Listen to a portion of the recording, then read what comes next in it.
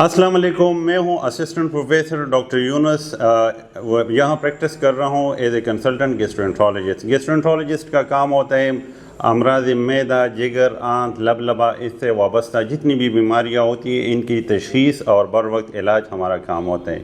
میں ہیبر medical centre میں 3rd floor پہ C9 C10 نمبر روم میں پچھلے 7 سال سے خدمات سر انجام دے رہا ہوں۔ اب بات کریں گے بڑی آنت کے کینسر کے بارے میں۔ اس کے کچھ علامات ہوتے ہیں، یہ آپ ذہن میں بٹا دیں، خدا نخواستہ کسی کو ہو تو فوراً معدے کے ڈاکٹر سے رجوع کرے۔ اس میں ہے اگر پاخانے میں آپ کا خون آ رہا ہو، اگر آپ کا وزن کم ہو رہا ہو، اگر آپ کے پیٹ میں بہت زیادہ درد ہو رہا ہو جس کا کوئی وجہ معلوم نہ ہو، اگر آپ کا وزن کم ہو رہا ہو، اگر آپ کو بھوک نہیں لگ رہی، آپ کا پیٹ پہلے سخت تھا ابھی نرم ہوا ہے، یا پہلے نرم تھا ابھی سخت ہوا ہے، یا پہلے کبھی سخت ہوتا ہے یا نرم ہو جاتا ہے، تو ان علامات میں اگر کوئی بھی علامات ہو یا سارے علامات ہو تو آپ کو چاہیے کہ بر وقت ڈاکٹر سے رجوع کرے۔ اس کے لیے پھر ہم کچھ مریض کا معائنہ کرتے ہیں، معائنے کے بعد اس کو کچھ ٹیسٹ ایڈوائز کرتے ہیں جس میں کیمرے کا ٹیسٹ کولونوسکوپی ہوتا ہے۔ اس کے بعد ہم مریض کو کہتے ہیں کہ خدا نخواستہ آپ کو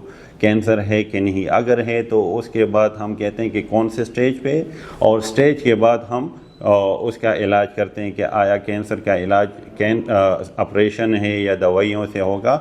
تو یہ بڑی آنت کی کینسر کے مختلف وہ ہے۔ روک تھام کے لیے ہم کیا کر سکتے ہیں؟ روک تھام کے لیے ہم یہ کر سکتے ہیں کہ کوشش کریں کہ زیادہ فائبرز والی، سبزیوں والی غذائیں اپنی روٹین میں لائیں۔ کوشش کریں کہ جو فروزن فوڈز ہیں، جو جنکس فوڈ ہیں، اس کو بالکل اپنے روٹین سے ہٹا دیں، کیونکہ سارے یہ کینسر وغیرہ ان چیزوں کی وجہ سے زیادہ ہوئے ہیں۔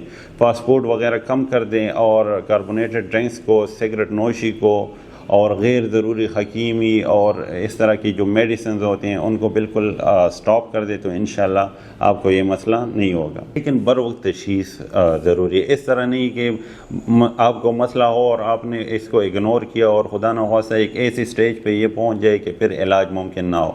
تو یہ علامات اگر ہو فوراً رجوع کرے تو اس کا علاج بہت زیادہ اچھا ہے۔ بہت کینسر کے اس طرح کے مریض ہے کہ ماشاءاللہ سالوں سال وہ اپنی زندگی گزار رہے ہیں، ان کو کوئی مسئلہ نہیں۔ تو گھبرانے کی ضرورت نہیں، لیکن ذہن میں ان علامات کو بٹا دے تاکہ خدا نخواستہ یہ علامات ہو تو بر وقت آپ کی تشخیص اور علاج ہو جائے۔